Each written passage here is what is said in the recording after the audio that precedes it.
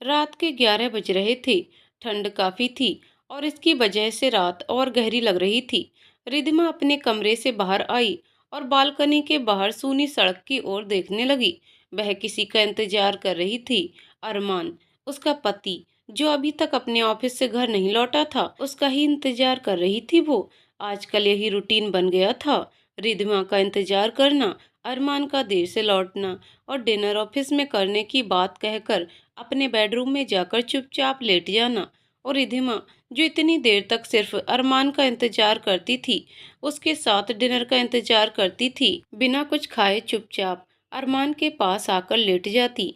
रिधिमा समझ सकती थी कि अरमान सोने का नाटक करता है, पर वह भी तो वही करती थी। दोनों ही अपनी अपनी जगह सोने का नाटक करते हुए आंखें बंद किए पड़े रहते थे, पर दोनों की नींद आंखों से 100 कोस दूर होती थी।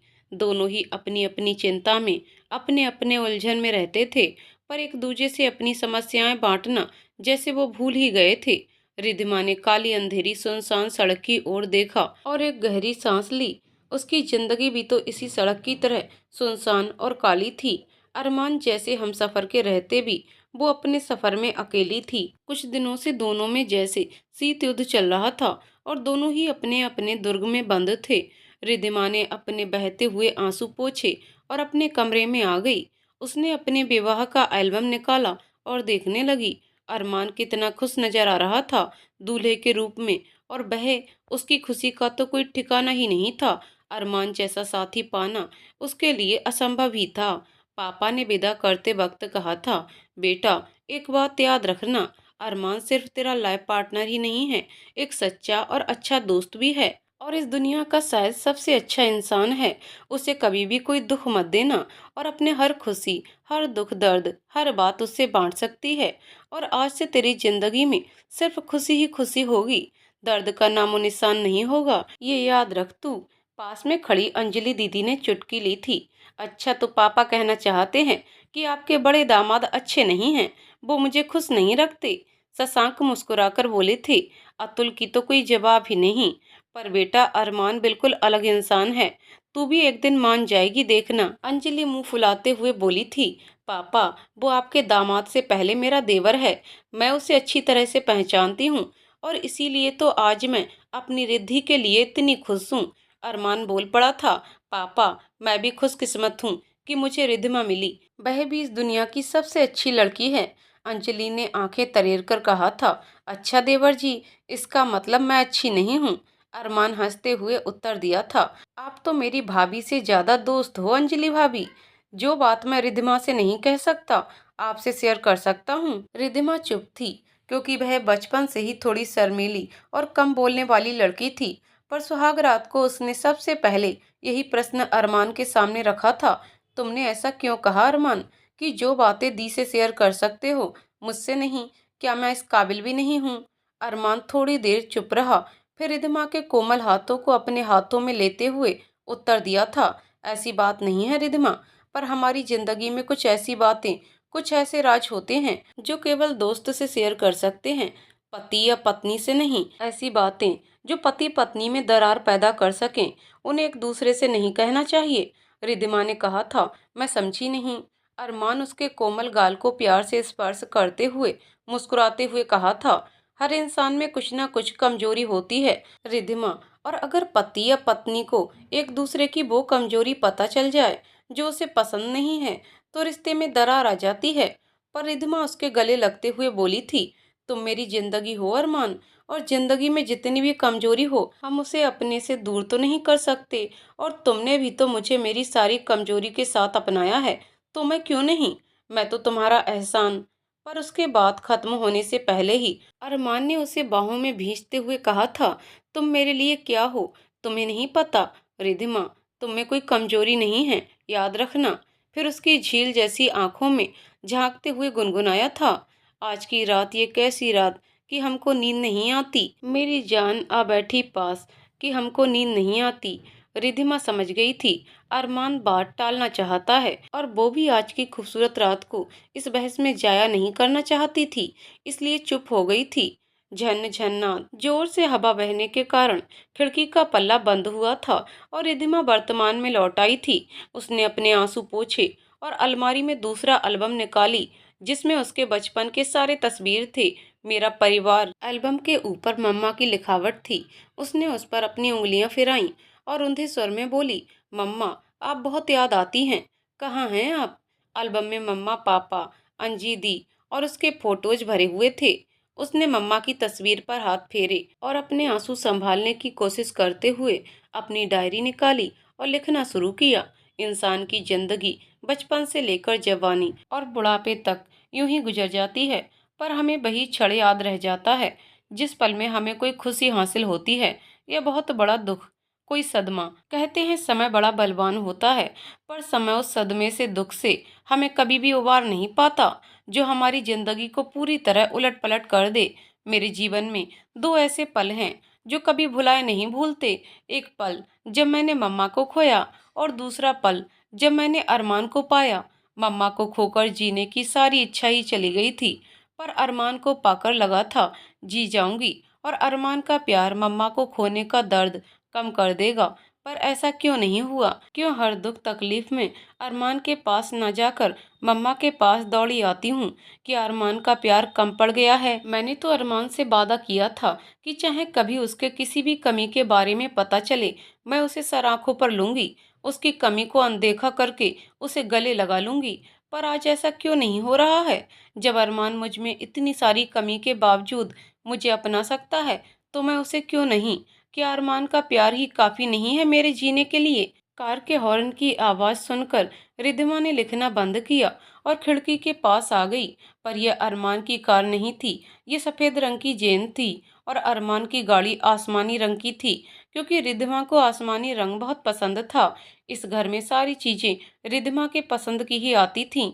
अरमान का कहना था, जो रिद्धिमा को पसंद है वही उसकी भी है, जो रिद्धिमा चाहेगी वही इस घर में होगा। पर आज अरमान क्यों?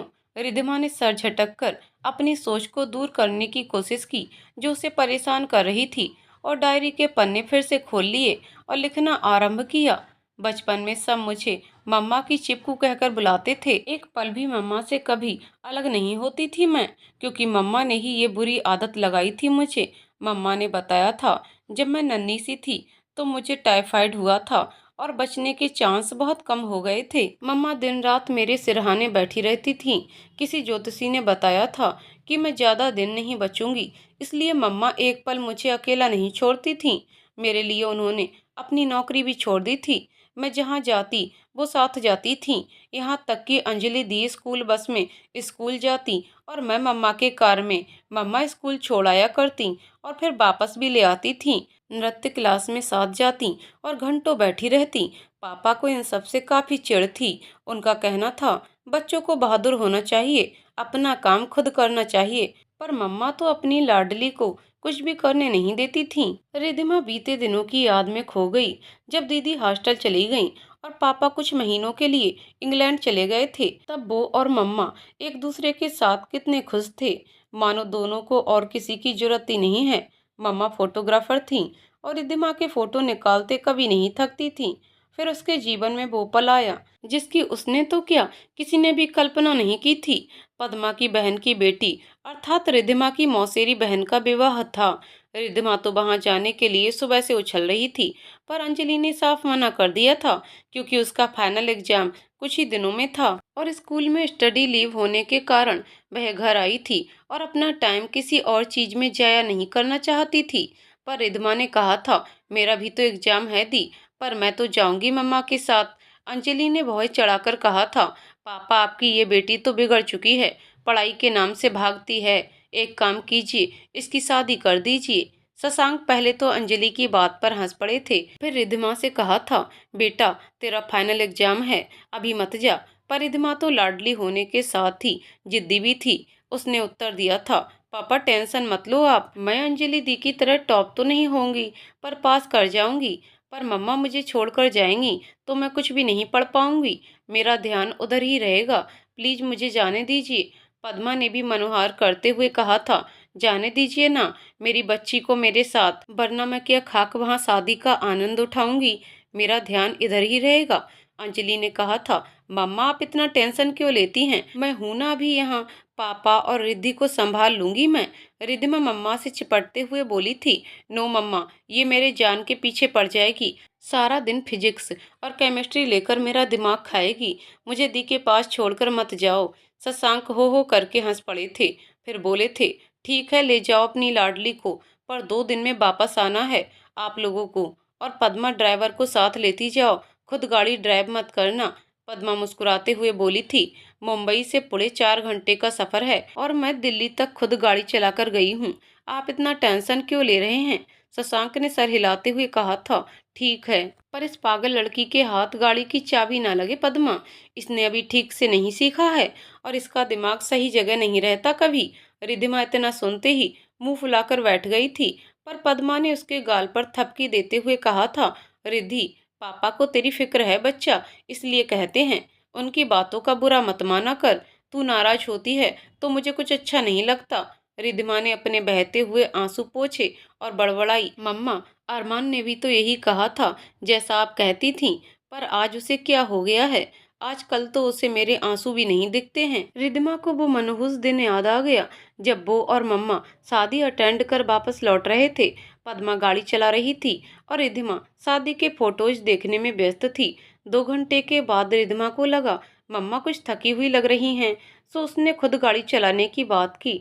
रिद्धिमा जानती थी मम्मा सचमुच थकी हुई हैं, शादी में सारी रात जगी हुई थी वो। रिद्धिमा को लगा था कहीं कोई दुर्घटना ना हो जाए, सो वह खुद गाड़ी चला लेगी जब तक मम्मा थोड़ा आराम कर लेगी। रिद्धिमा को पद्मा ने ही ड्राइविंग सिखाई थी और वो एक बहुत अच्छी ड्राइवर थी, पर पद्मा ने उसे मना कर दिया था।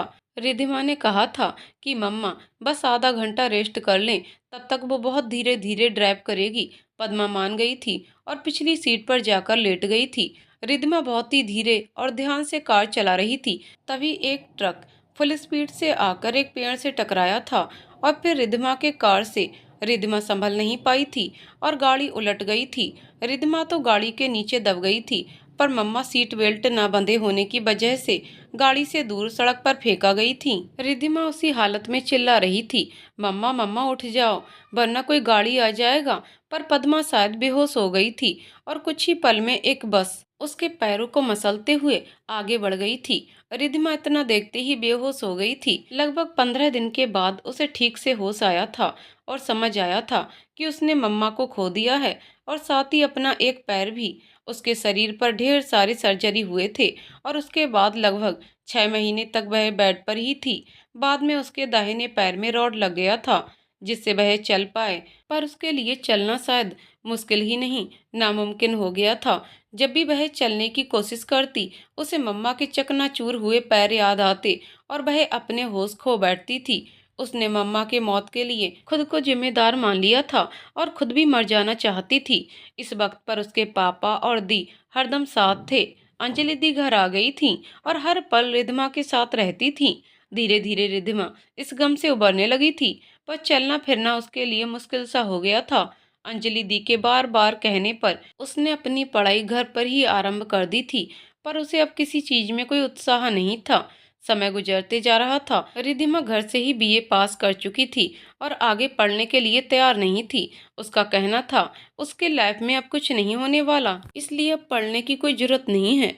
अब वह बैसाखियों के सहारे थोड़ी बहुत चलने लगी थी। अंजलि ने इंटीरियर डेकोरेटर का कोर्स कर लिया था और अब उसके लिए अच्छे घरानों से रिश्ते आ रहे थे, पर अंजलि रिद्धिमा को छोड़कर नहीं जाना चाहती थी, इसलिए विवाह से मना कर रही थी। तभी अतुल के पापा, जो शशांक के अच्छे दोस्तों में थे, अपने बेटे का रिश्ता लेकर आए थे अंजलि के लिए। शशांक को अतुल बहुत पसंद आया था, पर अंजलि मना कर रही थी, तो अतुल ने अपना बिजनेस दिल्ली से यहाँ शिफ्ट कर लिया था। अतुल के पापा ने हंसते हुए कहा था, अब तो मना मत करना अंजलि बेटा, अब आप इसी शहर में रहेंगी और अपनी बहन से रोज मिल सकेंगी। अंजलि कुछ कहने जा रही थी, तभी अतुल के मम्मा ने मुस्कुराते हुए कहा था, अगर अब भी आप मना करोगी तो मेरे छोटे बेटे से आपकी बहन का विवाह देकर उसे छोटी बहू बना लूंगी। अंजलि को भी अतुल बहुत पसंद आया था, इसलिए उसने ये रिश्ता स्वीकार कर लिया था और शायद अपनी बहन को अपनी देवरानी बनाकर ले जाने का सपना भी देखने लगी थी। पर रिद्धिमा के लिए ऐसा सपना देखना एक अपराध जैसा था। वह जानती थी कोई भी होनहार हैंडसम लड़का उस लड़की को अपनी पत्नी स्वीकार नहीं करेगा जिसका सहारा बैसाखी या व्हीलचेयर हो। रिद्धिमा ने जीने की उमंग बिल्कुल खो दी थी, पर जिस दिन अरमान को देखा, फिर से जीने की इच्छा बलवती होने लगी।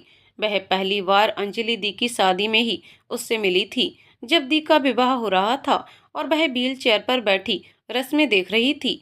तभी एक खूबसूरत सा नौजवान उसके पास आया और बड़ी प्यारी सी मुस्कान बिखेरते हुए बोला, अगर मैं गलत नहीं हूँ तो आप ही अंजलि भाभी की छोटी बहन हैं। रिद्धिमा ने सिर हिलाया था तो वह झट से बोल पड़ा था, तो फिर आप चुपचाप बैठी क्यों हैं? अतुल भैया यानी आपके जीजू के जूते छुपाने नहीं है क्या? पर रिद्धिमा कुछ कहने से पहले ही उसकी नजर रिद्धिमा के व्हील चेयर पर चली गई थी और उसका चेहरा उतर गया था। वह बोल पड़ा था, सॉरी, मुझे पता नहीं था। रिद्धिमा ने तुरंत इट्स ओके कहा था, पर अपने आंसू रोक नहीं पाई थी। सच में उसने और मम्मा ने दी की शादी के समय मस्ती करने के कितने सपने देखे थे। वो दोनों जब इस बारे में बातें करते तो पापा मुस्कुराते हुए कहते थे, पद्मा, आप बेटी की माँ हो, कोई सहेली नहीं जो रिद्धि के साथ ये सब डिस्कस कर रही हो। आप पर उस समय कितनी जिम्मेदारी होगी, कभी सोचा है?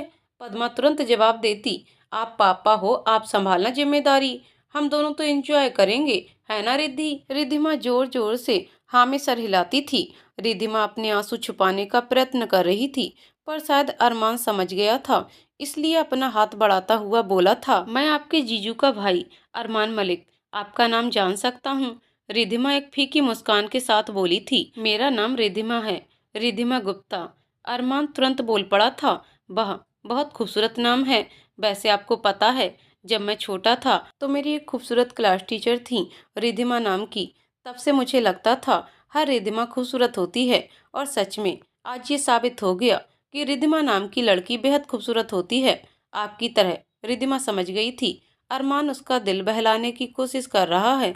उस दिन अरमान बहुत देर तक उससे बातें करता रहा था, और शायद उस दिन के बाद रिद्धिमा फिर से सपना देखने लगी थी, जो मुश्किल ही नहीं, नामुमकिन था। वह समझ गई थी अरमान उससे शायद हमदर्दी रखता था, पर उससे विवाह की बात सोचना असंभव ही था। अंजलि दीदी के ससुराल चले जाने पर रिद्धिमा बिल्कुल अकेली पड़ गई थी।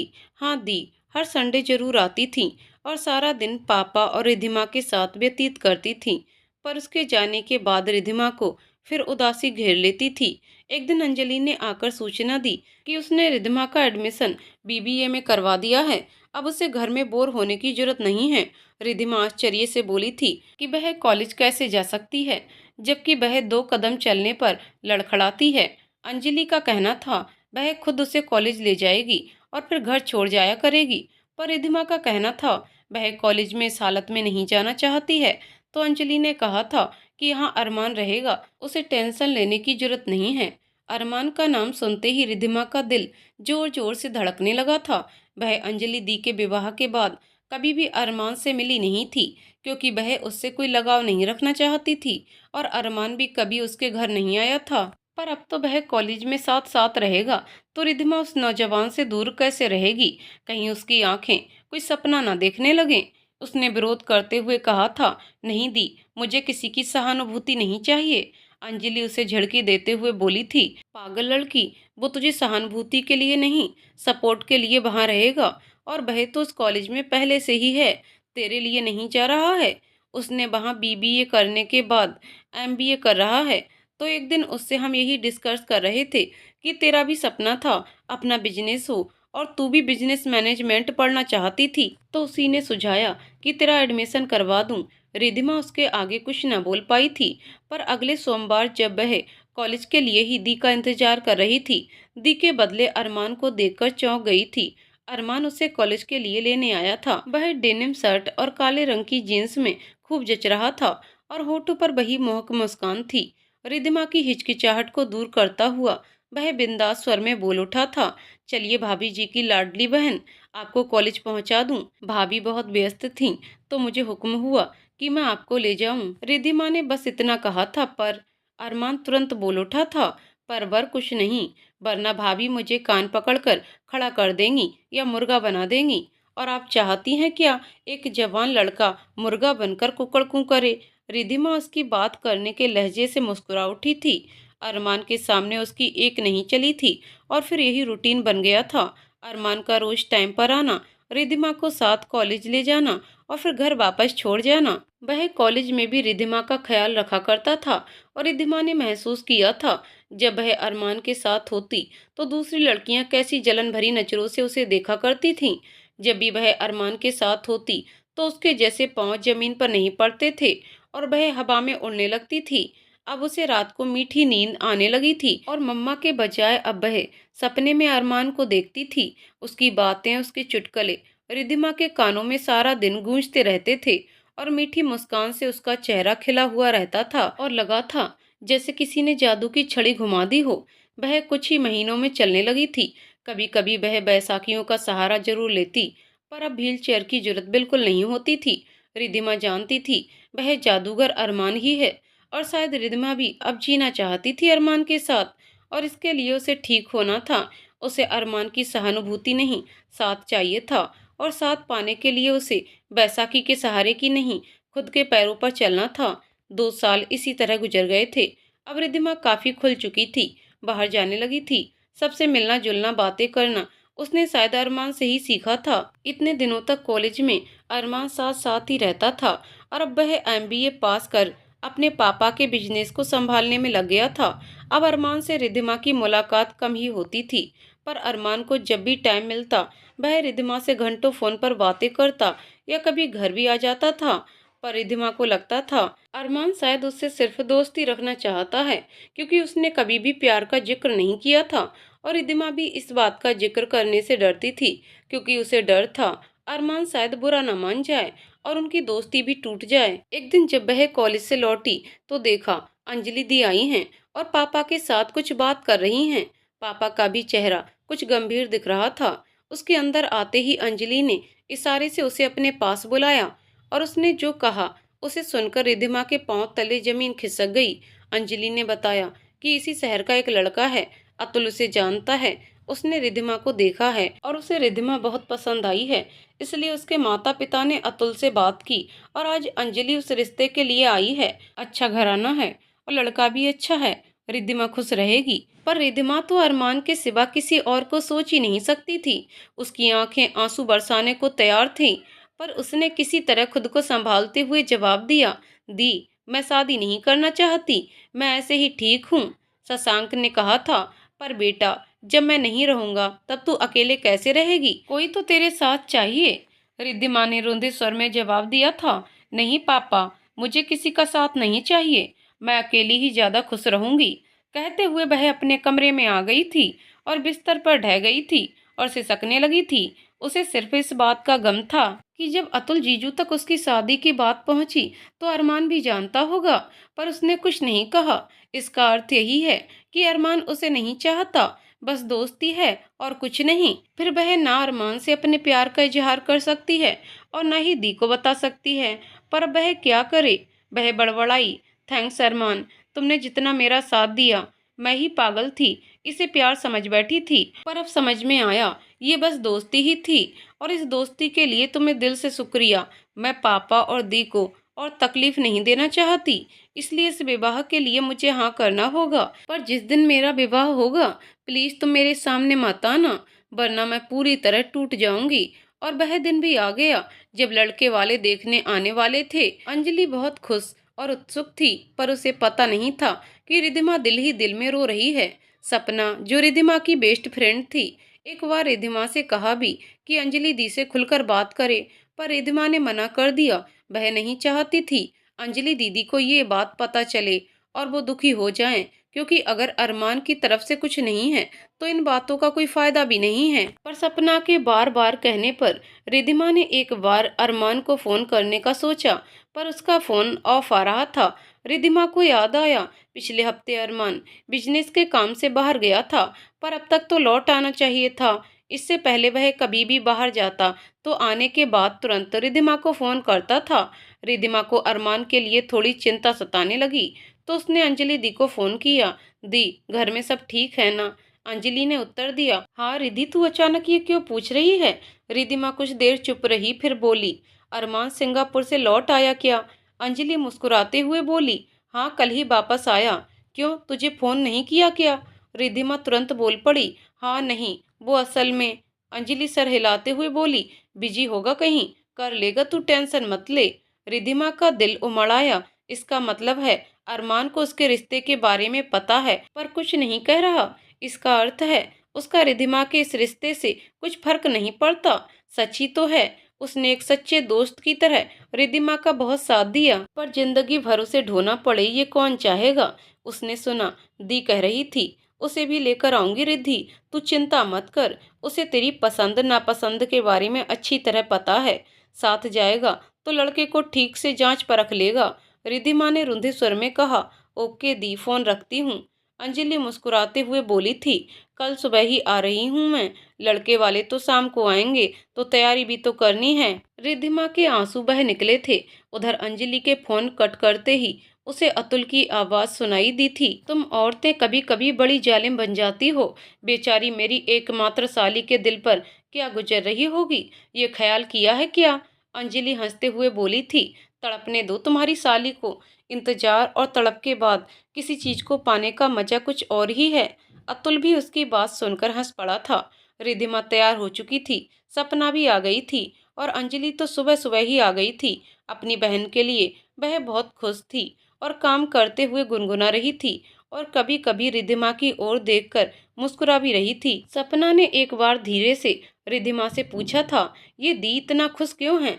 रिधिमा ने उदास स्वर में उत्तर दिया था, नहीं पता। सपना बोली थी, दी तुझे इतना प्यार करती हैं तो तेरे दिल की हालत समझ क्यों नहीं पाई। रिधिमा ने उत्तर दिया था, सपना अगर अरमान के दिल में मेरे लिए कुछ होता तो दी समझ जाती, और ऐसा नहीं हुआ है, इसलिए ये टॉपिक अब यहीं बंद कर। सपना ने आंखें घुमाकर कहा था, भगवान करे लड़के वाले तुझे नापसंद कर दें या अरमान अचानक कहीं से हीरो की तरह प्रकट हो और बोले, अगर किसी ने मेरी रिधिमा पर नजर भी डाली तो भून कर रख दूंगा। रिधिमा उसके सर पर चपत लगाते हुए बोली थी, चुप कर, ज्यादा फिल्मी मत बन, अरमान भी उनके साथ आ रहा है। सपना ने कहा था, तो यही सही मौका है। तूने वो मूवी देखी थी बजरंगी भाईजान, उसमें किस तरह करीना सलमान का हाथ पकड़कर इतना कहना था कि रिधिमा ने उसे जोर से चपत लगाते हुए चुप रहने का इशारा करती है क्योंकि अंजलि वहां आ रही थी। अंजलि आते ही मुस्कुराते हुए कहती है, चल रिद्धि वो लोग आ गए हैं। रिधिमा उठ खड़ी हुई पर सपना कान में फुसफुसाई, चिंता मत कर, तू डायरेक्टली मना कर देना, मैं तेरे साथ हूँ रिद्धि। रिधिमा जब वहां पहुंची तो उसके आश्चर्य का ठिकाना नहीं रहा। सपना बोल पड़ी, हैं, यहाँ तो अरमान और उसके पेरेंट्स हैं और कोई नहीं। रिधिमा ने देखा अरमान उसे देखकर मुस्कुरा रहा था। उसे देखते ही उसने आंख मारी और रिधिमा को लगा जैसे वह हवा में उड़ रही है। उसे अपनी आंखों पर विश्वास नहीं हो रहा था। पर जब अंजलि फुसफुसाई, कैसी रही रिद्धि, तो उसके गले से कोई आवाज नहीं निकला। अचानक अंजलि ने जोर से चिकोटी काटी तो वह चिल्लाई, उई माँ, और अरमान दौड़कर उसकी तरफ आया और घबराए हुए स्वर में पूछा, क्या हुआ रिद्धिमा। सारा हॉल हंसी के ठहाकों से गूंज उठा और अंजलि बोली, कुछ नहीं देवर जी, मैं सिर्फ अपनी बहन को आसमान से धरती पर ला रही थी। रिद्धिमा की आंखों में आंसू देखकर अतुल बोल पड़ा, अब क्या हुआ रिद्धिमा, तुम रो क्यों रही हो। सपना बोल पड़ी, खुशी के आंसू हैं जीजू, वैसे आप लोग बहुत बुरे हो, बेचारी 3 दिन से ठीक से सोई भी नहीं है। अरमान के पापा बोल उठे, क्यों रिधिमा बेटा, आपको घबराने की क्या जरूरत थी, हमने तो पहले ही कह दिया था कि आपको हमारे घर की बहू बनाएंगे। अगर ये रेडी नहीं होता तो इसके हाथ पैर बांधकर शादी को ले आता। अतुल बोल उठा, पर ये नाटक हमने अरमान के कहने पर किया था। अरमान मुस्कुरा उठा, पर रिधिमा की आंखों में उसके लिए ढेर सारी शिकायत थी।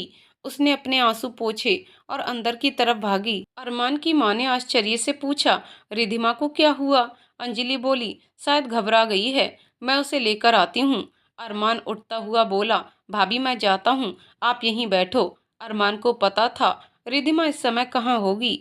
उसे जब भी कोई खुशी होती, दुख होता या शिकायत होती, वह छत पर आ जाती थी और आसमान की तरफ देखकर मम्मा को ढूंढती थी। आज भी वह तारों को देख रही थी। अरमान चुपके से उसके पास आकर खड़ा हो गया और धीरे से बोला, हो गई मेरी शिकायत मम्मा से। रिधिमा उसकी तरफ बिना देखे बोली, तुम जाओ। अरमान तुम्हें पता है मुझे इस तरह मजाक पसंद नहीं। अरमान उसके हाथों को पकड़ते हुए बोला, अरे यार, ये मजाक नहीं करता तो कैसे पता चलता कि तुम मुझे इतना चाहती हो। रिधिमा ने शिकायत भरे लहजे में कहा, और तुमने मुझे जो तकलीफ दी उसका क्या। अरमान मुस्कुराता हुआ सर झुकाकर बोला, मुझे हर सजा मंजूर है मल्लिकाए रिद्धिमा। अचानक वह अपने घुटनों के बल बैठ गया और पॉकेट से एक डायमंड रिंग निकालता हुआ उसे रिद्धिमा की तरफ बढ़ाता हुआ रोमांटिक स्वर में गुनगुनाया, मिस रिद्धिमा गुप्ता, मैं तुमसे बहुत ज्यादा प्यार करता हूँ। मैं सिर्फ और सिर्फ तुम्हारा साथ चाहता हूँ। मैं तुम्हारे साथ हर खुशी हर पल बांटना चाहता हूँ। तुम्हारे बिना मुझे कोई भी जगह पसंद नहीं है, चाहे वह स्वर्ग ही क्यों ना हो। मैं इस जिंदगी और अगले 100 जन्मों तक तुम्हारे प्यार की डोरी में बंधे रहना चाहता हूँ। क्या तुम मुझसे शादी करोगी? Click click. वर्तमान। रिद्धिमा ने उस फोटो पर प्यार से हाथ फेरे जो अरमान के प्रपोज करने के समय सपना ने खींच लिया था। रिद्धिमा ने फोटो पर हाथ फेरे और मुस्कुराई। तभी उसे गाड़ी का हॉर्न सुनाई दिया। वह जल्दी से नीचे आई और देखा अरमान गेट खोलकर गाड़ी अंदर पार्क कर रहा था। रिद्धिमा उसे देखकर हल्के से मुस्कुराई। अरमान भी मुस्कुराया, फिर कहा, तुम इतनी देर तक क्यों जाग रही हो रिद्धिमा? मैंने कहा था ना, लेट हो जाऊंगा। रिद्धिमा कुछ देर चुप रही, फिर बोली, वो असल में नींद नहीं आ रही थी इसलिए। अरमान ने उसकी तरफ देखा और अंदर जाते हुए पूछा, तुमने डिनर किया? रिद्धिमा चुप रही क्योंकि अरमान से झूठ बोलना उसके बस की बात नहीं थी। अरमान सोफे पर अपना बैग फेंकता हुआ कुछ नाराजगी से कहा, क्यों, ऐसा क्यों करती हो रिद्धिमा? मैंने कहा था ना, मुझे देर हो जाएगी और शायद मैं वहीं डिनर कर लूं। पर तुमने तो आजकल उपवास करने का प्रण कर लिया है। मेरी बात सुनती कहाँ हो आजकल? जो चाहे करो मेरी बला से। कहते हुए वह तौलिया लेकर फ्रेश होने गया। दरवाजा जोर से पटका। रिद्धिमा जानती थी अब वह बाहर आकर कोई बात नहीं करेगा और सीधा अपने स्टडी रूम में चला जाएगा, फिर सारी रात वहीं गुजारेगा स्टडी के बहाने। अरमान चाहे कितना भी नाराजगी दिखाए, पर रिद्धिमा समझ चुकी है कि ये तरीका सिर्फ उसे नजरअंदाज करने का है। यह रिद्धिमा के सवालों से बचने का एक रास्ता अरमान ने निकाला है। रिद्धिमा चुपचाप अपने कमरे में आ गई और बिस्तर पर लेट गई और आंखें बंद की। पर नींद तो कोसों दूर था उसके आंखों से।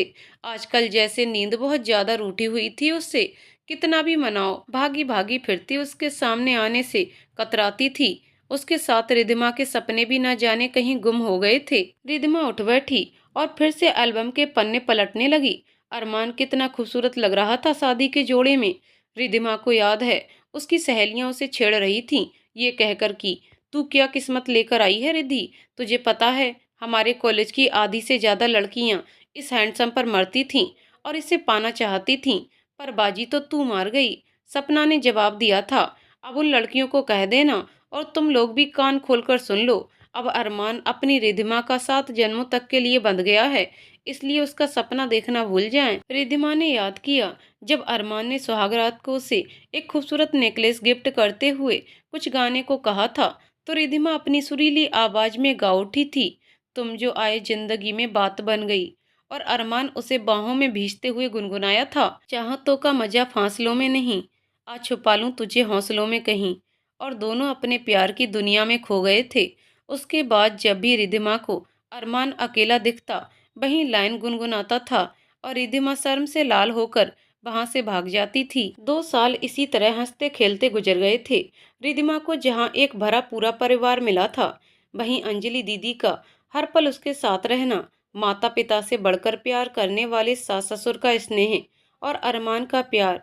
रिद्धिमा बहुत खुश थी। एक दिन अतुल जीजू ने आकर बताया कि दिल्ली का बिजनेस जो अतुल का पार्टनर संभालता था, अब वह अपने घर पटना वापस जाना चाहता है, तो अतुल को अपना बिजनेस संभालने दिल्ली जाना पड़ेगा। अंजलि कुछ चिंतित होकर बोली थी, हम कैसे जाएंगे अतुल? मेरा काम और बिट्टू की पढ़ाई सब शिफ्ट होना पड़ेगा वहाँ। अतुल ने जवाब दिया था, तुम यहीं रहो अंजलि, मैं आता जाता रहूंगा। अरमान ने कहा था, ये क्या बात हुआ भाई, आप वहाँ और भाभी यहाँ। एक काम करता हूँ, मैं चला जाता हूँ दिल्ली।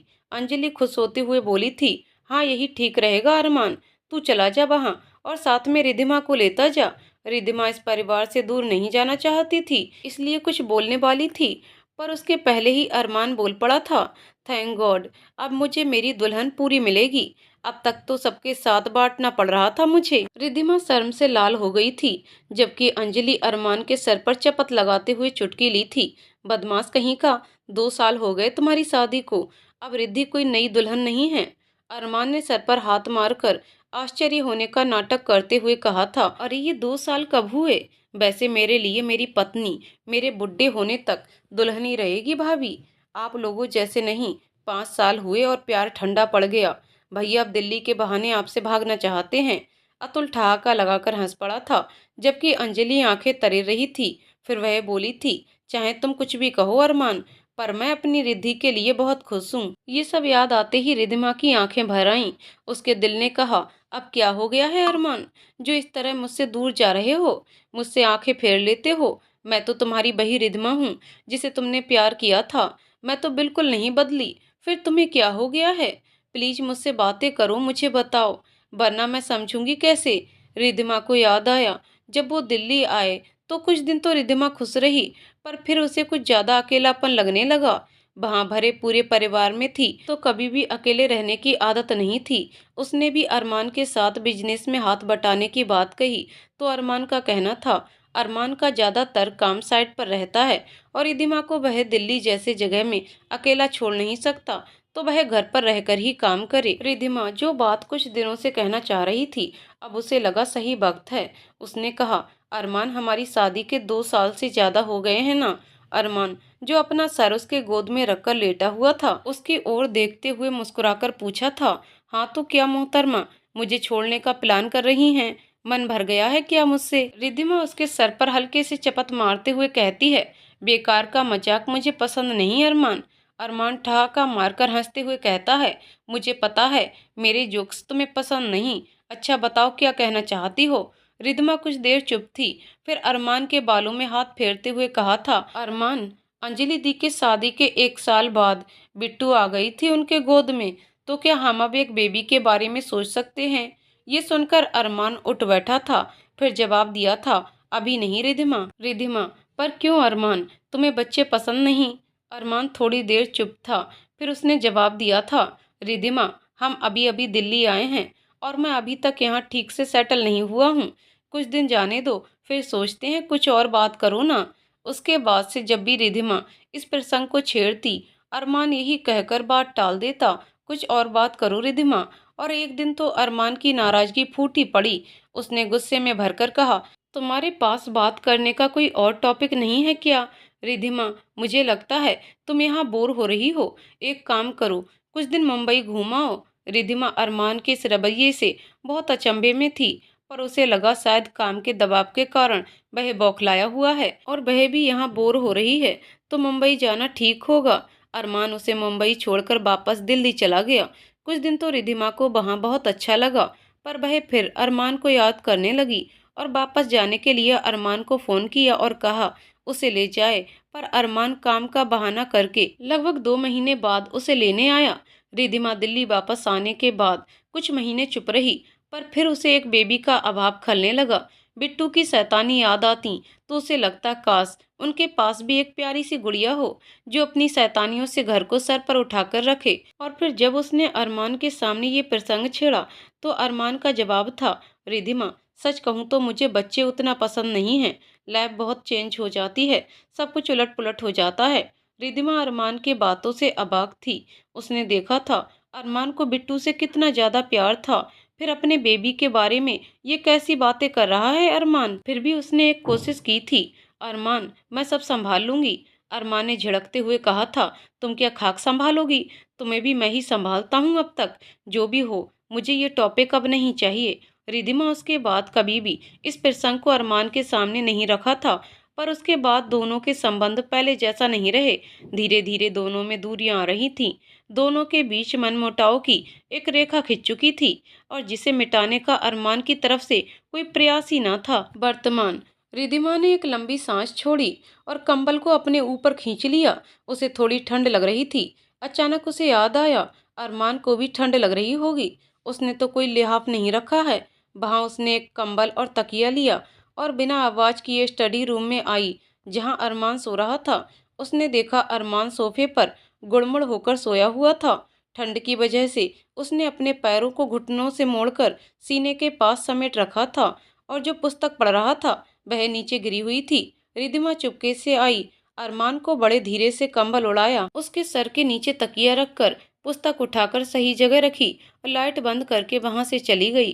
अरमान, जिसकी नींद रिद्धिमा के आने से खुल चुकी थी और आंख बंद किए पड़ा था। बड़बड़ाया, सॉरी रिधिमा, मैं जानबूझकर तुम्हें जो दर्द दे रहा हूँ उसके लिए माफ़ी मांगता हूँ, पर मेरे पास कोई और रास्ता नहीं है। हो सके तो मुझे माफ़ कर देना रिधिमा। I love you. मैं तुमसे बहुत प्यार करता हूँ जान, बहुत ज़्यादा। पर इसके लिए मैं अपने जीवन में नया कुछ नहीं चाहता। सुबह सूरज की तेज किरणों से रिधिमा हड़बड़ाकर उठ बैठी। उसने देखा धूप काफी चढ़ाई थी। इसका अर्थ है अरमान उसे बिना बताए ऑफिस चला गया है और काकी भी आज उसे नहीं उठाई। उसने काकी को आवाज लगाई, पर जवाब न मिलने पर हॉल में आई तो किचन से खुटपुट की आवाज सुनाई दी और साथ ही किसी के गुनगुनाने की। और वह अरमान के सिवा कौन हो सकता है। रिधिमा किचन के दरवाजे पर आई और रुक कर देखने लगी। अरमान बावर्ची का ड्रेस पहने, सर पर कैप लगाए, गैस पर कुछ बना रहा था जिसकी खुशबू सारे किचन में फैल रही थी। और वह कान में ईयर प्लग लगाए कोई गाना सुन रहा था और उसी के धुन पर हल्के हल्के थिरक रहा था। रिधिमा को लगा वहीं खड़ी उसे देखती रहे। कितना प्यारा लगता है अरमान जब इतना खुश रहता है। उसने खुद पर गर्व महसूस किया कि उसे इतना खूबसूरत और हैंडसम पति मिला है। उसे लग रहा था ऐसे ही घंटों अरमान को निहारती रहे। तभी अरमान का ध्यान उधर गया और वो अपने स्वाभाविक लहजे में बोल उठा, आ गई मोहतरमा, नींद अच्छी हुई ना? चलिए अब जल्दी से फ्रेश होकर आ जाइए। आपके लिए आपके पसंद के लजीज भोजन बन गए हैं। आपका गुलाम कब से आपकी राह देख रहा है। उसने सर झुकाते हुए इस अदा से कहा कि अनायास ही रिधिमा के चेहरे पर मुस्कुराहट आ गई। उसने मुस्कुराते हुए पूछा, काकी कहाँ हैं? अरमान ने हाथ हिलाते हुए कहा, आज काकी की छुट्टी, अभी हम नाश्ता करेंगे और फिर घूमने चलेंगे। रिधिमा को कोई आश्चर्य नहीं हुआ क्योंकि अरमान ज्यादातर ऐसा ही करता था। अगर रात को किसी बात पर नाराज रहा तो सुबह खुद ही रिधिमा को मनाने का इंतजाम करके रखता था और उसके बाद कुछ दिन रिधिमा ऐसे ही खुश रहती थी। पर हाँ, वह इस बात का ध्यान रखती थी कि फिर से अरमान का मूड न बिगड़े और उसके लिए वह बच्चे की टॉपिक से दूर रहती थी। पर कब तक ऐसे चलेगा। उसने अपने सर को झटका और वॉशरूम की ओर चल दी। ऐसे भी अपना मिजाज ठीक ही रखना था क्योंकि अरमान से लड़ झगड़ कर वह भी कहाँ चैन पाती थी। नाश्ते के बाद अरमान ने राज खोला कि आज वो अपने दोस्त निशीत के घर रिधिमा को लेकर जाने वाला है। आज उनके बेटे का जन्मदिन है। रिधिमा इतना सुनते ही खुश हो गई। उसे छोटे बच्चे बहुत ज्यादा पसंद थे और निशीत के तो दो प्यारे प्यारे बच्चे हैं। वो लोग कुछ दिन पहले ही बेंगलोर से ट्रांसफर लेकर यहाँ आए हैं। रिधिमा ने तुरंत अरमान से पूछा, तुमने बच्चों के लिए कुछ गिफ्ट वगैरह लिया कि नहीं? अरमान मायूस चेहरा बनाता हुआ बोला, अरे यार, मुझे तो ये बात याद ही नहीं था। यार तुम भी कितना कुछ ख्याल रखती हो। रिधिमा मुस्कुराते हुए बोली, हम औरतों को याद रहता है। अच्छा चलो, रास्ते में हम गिफ्ट आदि खरीद लेंगे। अरमान ने सर हिलाया और गाड़ी निकालने बाहर चला गया। रिधिमा बहुत खुश थी। कल रात का सारा मलाल जैसे धुल चुका था। वह उन छोटे बच्चों के ख्यालों में खो गई और खुद भी गुनगुनाती हुई बाहर आई। अरमान उसे देखकर मुस्कुरा उठा। उसे लगा कम से कम कुछ समय तक तो रिधिमा खुश रहेगी। निशीत और निशा ने उनका गर्मजोशी से स्वागत किया। निशा तो कह उठी, अरमान तू तो अभी भी उतना ही हैंडसम और हॉट है जितना कॉलेज के दिनों में था। नीतीश ने आंखें तरेरी, जबकि अरमान ने मुस्कुराते हुए रिधिमा से कहा, ये निशा बचपन से ही ऐसी है रिधिमा, उसकी बातों का कोई मतलब नहीं है। निशा ने चुटकी ली, अच्छा जनाब, इसका मतलब है आप बचपन से ही हॉट और हैंडसम थे। अरमान हाथ जोड़ता हुआ बोला, अरे मेरी अम्मा, मैं तुझसे बातों में नहीं जीत सकता, माफ कर मुझे। सब हंस उठे। निशा रिधिमा का हाथ पकड़कर अंदर ले जाती है, बोली, आ जाओ रिधिमा, मैं कब से तुमसे मिलने को बेचैन थी। मुझे भी देखना था आखिर कौन सी परी है जो अरमान जैसे हैंडसम का दिल उड़ा ले गई। रिधिमा की आंखें इधर उधर घुमाते हुए निशा मुस्कुराते हुए बोली, बच्चों को ढूंढ रही हो? सोनी सो रही है और सोनू बाहर खेलने गया है। चलो तुम्हें घर दिखाती हूँ। चारों ड्राइंग रूम में बैठकर बातें कर रहे थे। तभी सोनू दौड़ता हुआ आया और अनजान लोगों को देखकर दरवाजे पर ठिठक गया। रिधिमा की नजर उस प्यारे से बच्चे पर गई और वह इशारे से बुलाने लगी, पर वह वहीं खड़ा रहा। पर रिधिमा के हाथ में चॉकलेट का पैकेट देखकर दौड़ता हुआ आया और लेकर दौड़कर अपने कमरे में भाग गया। निशा मुंह बनाती हुई बोली, बिल्कुल अपने पापा पर गया है, कोई तौर तरीका सीखा ही नहीं। नीतीश ने जवाब दिया, हाँ हाँ, अच्छा काम करे तो मम्मा पर गया है और गलत तो पापा पर, है ना? रिधिमा उन दोनों की नोकझोंक का खूब मजा ले रही थी। उसके दिल ने कहा, काश सोनू जैसा एक प्यारा बच्चा उनके घर में भी होता। दिन भर ऊधम मचाता और रिधिमा उसे देख देख कर निहाल हो जाती। अरमान और रिधिमा ने सारा दिन निशीत के घर बिताया और रिधिमा के लिए वह दिन जैसे यादगार बन गया था। सारा दिन वह निशा की छोटी बच्ची को संभालती रही। फिर वे पास के अनाथ आश्रम में गए, जहाँ सोनू ने सभी बच्चों को केक और गिफ्ट बांटे। रिधिमा का बच्चों से लगाव देखकर निशा ने चुपके से पूछा, इतना प्यार है बच्चों से तो कर क्यों नहीं लेती अब?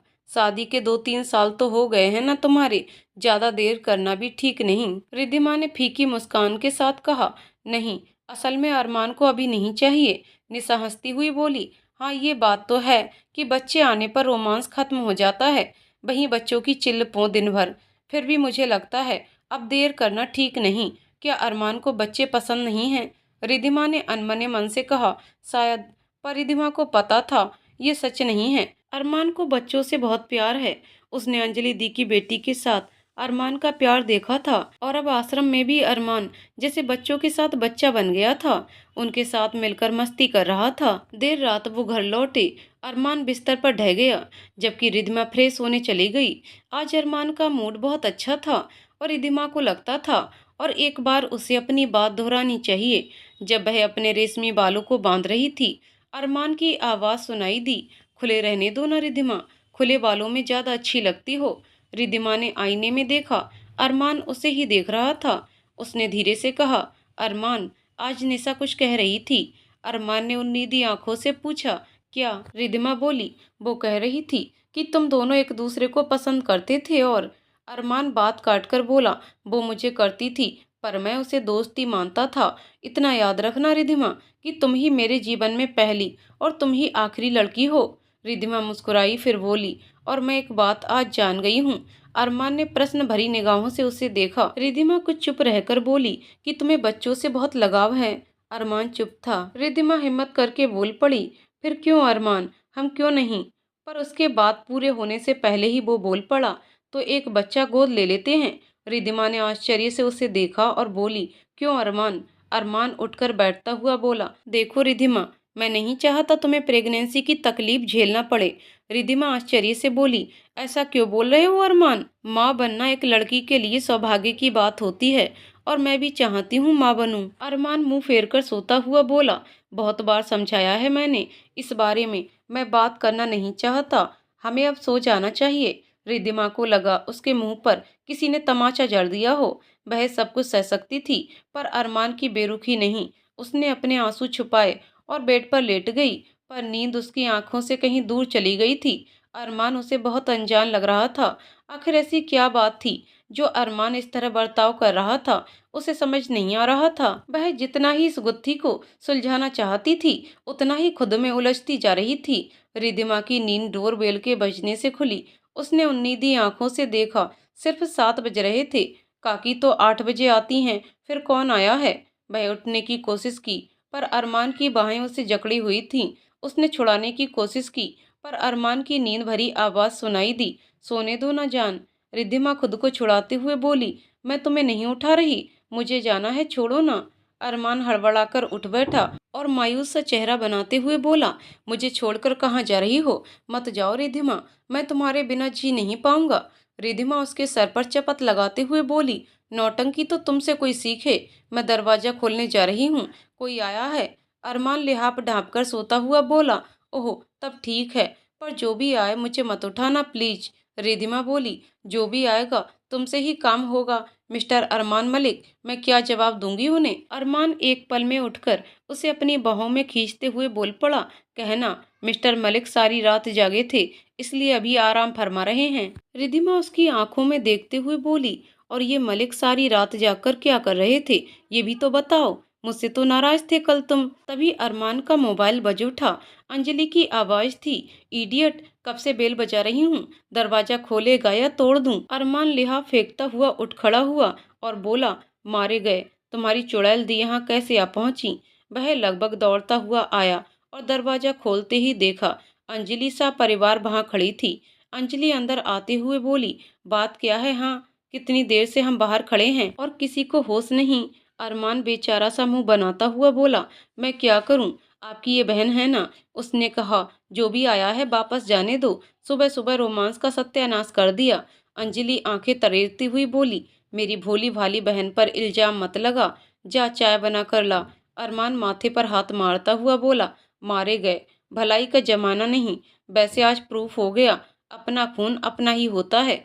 आते ही अपनी बहन को छोड़कर मुझ पर हुक्म चला रही हो। रिद्धिमा ने जल्दी से कहा। बिट्टू को भूख लगी होगी, मैं नाश्ता बनाती हूँ। अरमान ने कहा, हाँ चलो मैं हेल्प कर देता हूँ। अंजलि हंसते हुए बोली, लगता है दोनों का रोमांस का कोटा पूरा नहीं हुआ है, इसलिए अरमान किचन में जा रहा है। रिद्धिमा शर्माती हुई वहां से चली गई, जबकि अतुल ठहाका लगाकर हंस पड़ा। एक हफ्ता अतुल अंजलि दिल्ली में रहे। रिद्धिमा का बिट्टू के साथ मस्ती करते कभी ये दिन बीत गए पता ही न चला। एक दिन अंजलि ने उसे बुलाकर कहा, रिद्धिमा तू हमारे साथ कुछ दिन मुंबई में क्यों नहीं रह आती। रिद्धिमा इतना सुनते ही सोच में पड़ गई। वह समझ गई ये अरमान का ही प्लान होगा कि अंजलि अपने परिवार सहित यहाँ आए और रिद्धिमा को साथ ले जाए। वह डरता होगा कहीं रिद्धिमा बुरा न मान जाए, इसलिए अंजलि से कहलवाया है। रिद्धिमा ने धीरे से पूछा, अरमान ने कहा है आपको। अंजलि ने उत्तर दिया, ऐसा नहीं है, अरमान कल कह रहा था तू बोर होती है तो मैंने सोचा कुछ दिन हमारे साथ घूम आएगी, बिट्टू का भी थोड़ा ख्याल रख लेगी वहाँ, मुझे तो टाइम ही नहीं मिलता। रिद्धिमा ने हाँ में सिर हिलाया। वह नाराज थी, बहुत ज्यादा नाराज थी अरमान से। लेकिन अरमान ऐसा क्यों कर रहा है, ये पहले भी उसे सुलझाना था, पर कैसे सुलझाएगी समझ में नहीं आ रहा था। इस विषय पर वह किसी से कुछ पूछ भी नहीं सकती थी और न किसी को इस विषय में कुछ बता सकती थी। रिद्धिमा को मुंबई आए हुए 2-3 महीने बीत चुके थे। अरमान इसी बीच एक दो बार आया था, पर उसने जब वापस जाने का प्रसंग छेड़ा तो अरमान का कहना था वह वहां जाकर और बोर हो जाएगी, क्योंकि अरमान अभी बहुत ज्यादा व्यस्त है। रिद्धिमा उसकी बात से काफी दुखी थी और फिर इस प्रसंग को लाना बंद ही कर दिया था, पर उसे अरमान के बिना सब सूना सूना लगता था। उसकी खुशी तो अरमान के साथ रहने में थी, वह समझ चुकी थी, पर जिंदगी को आगे बढ़ाने के लिए एक बच्चे की भी कमी तो महसूस करती थी। अब तो उसे ये पूरी तरह यकीन हो गया था, जरूर अरमान उससे कुछ छिपा रहा है। आजकल उसके दिमाग में कुछ उल जलूल बातें आती थीं। उसे कभी कभी लगता था शायद अरमान ने इसी वजह से उससे विवाह किया था। शायद अरमान में कुछ कमी है जिसे वह जानता था और इसलिए उसने रिद्धिमा को चुना था, जो खुद ठीक से चल नहीं पाती थी। उसमें कुछ कमी थी तो अरमान को लगता होगा रिद्धिमा की कमी को उसने मान लिया है तो रिद्धिमा भी उसे मान लेगी। पर अगर ऐसा था तो अरमान को रिद्धिमा से खुलकर बात करनी चाहिए थी। पति पत्नी में ऐसी लुका छिपी खेलना रिश्ते को तोड़ सकती है, ये अरमान क्यों नहीं समझ पाया। रिद्धिमा यही सब सोच रही थी और सूनी सड़क को अपने बालकनी से निहार रही थी। उसे बच्चे की कितनी चाहत है, ये अरमान क्यों नहीं समझ पा रहा है। अगर अरमान में कोई कमी है तो उसका इलाज भी तो हो सकता है, पर ऐसे बच के भागने की कोशिश कोई समाधान नहीं, बल्कि और भी समस्या खड़ी कर देगा। वह इन्हीं ख्यालों में खोई थी, तभी उसके कानों में अंजलि की बातें आईं। अरमान कब तक इस तरह रिद्धिमा से भागता रहेगा अतुल, एक न एक दिन उसे खुलकर बात करनी ही होगी। तुमने देखा होगा अरमान कैसे बच के निकलने की कोशिश कर रहा है और रिद्धिमा कितनी चुप सी हो गई है। अतुल ने कहा, तुम ही बात करो ना अंजलि, तुम तो उसकी बहन हो, वह समझ जाएगी। अंजलि ने जवाब दिया, नहीं अतुल, अरमान को ही बात करना होगा। अतुल, पर रिद्धिमा अरमान को गलत समझ रही होगी ना। अंजलि बोली, हाँ, पर अरमान को मैंने जब कहा तो उसका कहना था कि भले वह गलत बने, पर इतनी बड़ी सच्चाई रिद्धिमा के सामने नहीं रख सकता। रिद्धिमा का दिल बुरी तरह टूट जाएगा जब उसे पता चलेगा कि वह मां नहीं बन सकती। रिद्धिमा को लगा उसके पैरों तले से जमीन खिसक गई है, वह जैसे गिरने ही वाली है। उसने किसी तरह खुद को संभाला और अंजलि की बातें सुनने की कोशिश की, जो कह रही थी जब पापा ने इस बारे में अरमान को बताया था तो अरमान ने कहा था कि वह रिद्धिमा को संभाल लेगा, पर अब खुद सच्चाई बताने से डर रहा है और खुद रिद्धिमा के सामने बुरा बन रहा है। ये ठीक नहीं हो रहा अंजलि, अतुल ने उत्तर दिया। अंजलि ने कहा, हाँ पर मुझे पता है सब ठीक हो जाएगा। अरमान के प्यार के आगे रिद्धिमा हार मान जाएगी और समझ जाएगी दोनों की खुशी एक दूसरे के साथ है, न कि एक बच्चे से। रिद्धिमा को लगा जैसे सब कुछ खत्म हो गया है, वह मां नहीं बन सकती, उसके अपने बच्चे कभी नहीं होंगे, उसके और अरमान के प्यार के फूल कभी भी उनके बाग में नहीं खिलेंगे। उसकी आंखों से झरझर आंसू बह रहे थे तो अरमान इसलिए उससे दूर भागता है, उसे सच्चाई बताने की बजाय खुद बुरा बन रहा है और रिद्धिमा उसके बारे में कितना गलत ख्याल रखती है। उसे लगा अरमान में कोई कमी है, अपने बारे में तो सोचा ही नहीं उसने। अरमान ने उसे इतनी कमी के बावजूद अपनाया है, इतना प्यार करता है, और वह कितनी स्वार्थी है। अरमान में गलती ढूंढ रही थी। अरमान सब जानते हुए उससे विवाह किया, और उसे लगा अरमान अपनी कमजोरी के कारण उससे विवाह किया है। उसे खुद पर शर्म आनी चाहिए और अरमान से माफी मांगनी चाहिए। पर तभी उसे अंजलि दी की बात याद आई, जो कह रही थी कि अरमान उसे कभी भी नहीं बताना चाहता इस बात को, क्योंकि इससे वह दुखी हो जाएगी। तो ठीक है, वह भी इस राज को नहीं खोलेगी कि वह इतनी बड़ी बात जानती है। पर शायद अरमान की जिंदगी में अब उसका रहना ठीक नहीं है। उसकी सजा अरमान क्यों भोगे? उसने देखा है अरमान को बच्चों से कितना प्यार है, फिर वह क्यों खुद के संतान से वंचित रहे? रिधिमा की वजह से उसके अपने बच्चे नहीं हो सकते, पर वह अरमान की जिंदगी से चली जाए तो अरमान दूसरा विवाह कर सकता है और बहुत ज्यादा खुश रह सकता है। हाँ, यही ठीक होगा। वह चली जाएगी अरमान की जिंदगी से और कभी भी नहीं बताएगी कि अरमान की खुशी के लिए वह जा रही है। अगर अरमान उसे इतना प्यार करता है कि अपनी खुशी कुर्बान कर सकता है, तो वह क्यों पीछे रहे? वह भी अपनी खुशी अरमान के लिए कुर्बान कर सकती है, और ये सिर्फ तभी होगा जब वह अरमान से रिश्ता तोड़ेगी और अरमान के प्यार के रंगों को खुद में समेटकर अपनी जिंदगी बिता लेगी। अगले दिन रिधिमा दिल्ली जाने के लिए तैयार हो गई। अंजलि ने बार बार पूछा कि अचानक उसने ये फैसला क्यों लिया, तो रिधिमा का कहना था उसे अरमान की बहुत याद आ रही है और अब वह वापस लौटना चाहती है, और अंजलि या कोई अरमान को न बताए कि वह वापस जा रही है। रिधिमा नहीं चाहती थी कि अरमान को ये बात पता चले और वह उसे वापस आने से मना कर दे, क्योंकि वह अब बस कुछ दिन अरमान के साथ रहना चाहती थी और वो दिन वो पल यादगार बनाना चाहती थी। अरमान जब ऑफिस से वापस लौटा तो रिधिमा को देखकर चौंक पड़ा और थोड़ा घबरा गया। पता नहीं ऐसे अचानक क्यों रिधिमा वापस आई, पर रिधिमा को मुस्कुराता देखकर और घर की खूबसूरत सजावट देखकर उसका दिल खुश हो उठा। उसके पूछने पर रिधिमा उसके गले में बाहें डालते हुए बताई कि उसे अरमान की बहुत याद आ रही थी और अब वह उसके बिना अकेले नहीं रह सकती थी। अरमान ने रिधिमा के आने की खुशी में अगले दिन छुट्टी ली और दोनों सारा दिन दिल्ली की सैर करते रहे। दोनों ने खूब सारी बातें की, पर रिधिमा ने एक बार भी बच्चे के प्रसंग को नहीं खींचा। अरमान को थोड़ा सुकून महसूस हुआ, क्योंकि वह नहीं चाहता था जिस बात से वह डर रहा था वह फिर से बीच में आए। अगले कुछ दिन दोनों खूब खुश रहे। रिधिमा ने जैसे इन चंद दिनों में अरमान के साथ अपनी पूरी जिंदगी जी ली, सारी खुशी पाली। अरमान भी बहुत खुश था और ऐसा लगा कि रिधिमा अकेले रहकर शायद उसकी कमी को महसूस कर चुकी है और अब उसके साथ पाने के लिए वह शायद बच्चे की बात ना छेड़े। कुछ दिनों बाद अरमान को एक टूर पर जाना था। वह चाहता था कि रिधिमा भी साथ चले, पर रिधिमा ने तबीयत का बहाना बनाकर मना कर दिया। उसने सोच ही लिया था इस बीच उसे क्या करना है। अरमान जब टूर से वापस आया तो घर लॉक देखकर चौंक गया, पर जब अंदर आया तो उसके पैरों तले से जैसे जमीन खिसक गई। रिधिमा वहां से जा चुकी थी, बस एक पत्र उसके नाम छोड़कर। प्रिय अरमान, मैं जा रही हूँ। कहाँ ये मत पूछना, क्योंकि मैं वापस न आने के लिए जा रही हूँ।